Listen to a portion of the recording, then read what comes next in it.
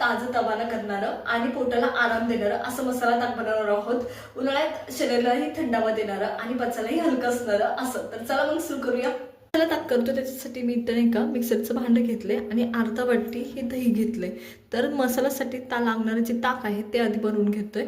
तर योग्य ताक कसं बनवायचं मी तुम्हाला दाखवतेय। तर मग इथं मिक्सरच्या भांड्यात हे अर्धा वाटी दही आपण ऍड करतोय।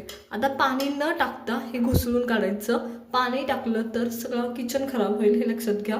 त्याच्यामुळे पाणी न टाकता जस्ट 2 राऊंड द्यायचे मिक्सरचे।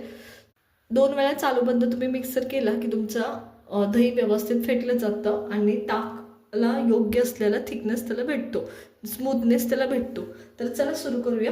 मग हे मी आता मिक्सर फिरवून घेते पटकनी। चला तर मग पहा हे दही मी हे मिक्सरच्या भांड्यामधून फिरवून घेतले आणि एकदम स्मूथ झालंय। या पद्धतीने झालं पाहिजे। तर आता काय करायचं, याच्यात पाणी मिक्स करायचं। ज्या वाटीने तुम्ही दही घेतले त्याच वाटीने तुम्हाला पाणी मिक्स करायचंय 3 वाटी। अर्धा वाटी दही असेल तर 3 वाटी किंवा 3.5 वाटी। तर या पद्धतीने ह्याच्यात ऍड करायचं। 1 वाटी केले, आणखी मी 2 करणार आहे। तर आता इथं आपल्याला ताकासाठी म्हणजे मसाला ताक बनवण्यासाठी जे ताकाचे थिकनेस आहे त्या थिकनेसमध्ये हे ताक तयार आहे। चला तर मग आता मसाला ताक बनवायला सुरुवात करूया। आपण मसाला ताकासाठी लागणारा मसाला बनवतोय आणि त्याच्यासाठी मी इथं जिरी वाटलेलंच मिक्सरचं भांडं घेतलंय। आणि तुमच्याकडे जर जिरी वाटलेली नसेल तर जिरी 1 चमचा ह्याच्यात टाकली तरी चालेल। तर मी जिरी पूड वाटून घेतली, ती चांगली लागते पूड भाजलेल्या जिऱ्यांची, त्याच्यामुळे तुमच्याकडे नसेल तर याच्यात टाका। तर सगळ्यात पहिले मी टाकते याच्यात पुदिन्याची पाटणं 5-6, त्याच्यानंतर मी कोथिंबीर टाकते, त्याच्यानंतर मी अद्रक नाही का थोडंसं किसून घेतलंय जेणेकरून व्यवस्थित वाटलं जावं याच्यासाठी।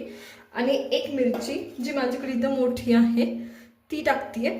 थोडंसं मीठ टाकायचं जेणेकरून हे वाटलं गेलं पाहिजे। आता मिरची मोठी होती म्हणून मी कट करून टाकली, जर छोटी असेल तर 1 टाकली तरी चालते। मी हे मीठ ऍड करते आणि हे बारीक वाटून घ्यायचं किंवा ओबडधोबड वाटून घ्यायचं, दोन्ही चालतं। पद्धतीने हे मी ओबडधोबड वाटून घेतले। तुम्हाला बारीक हवं असेल तर बारीक वाटून घ्या।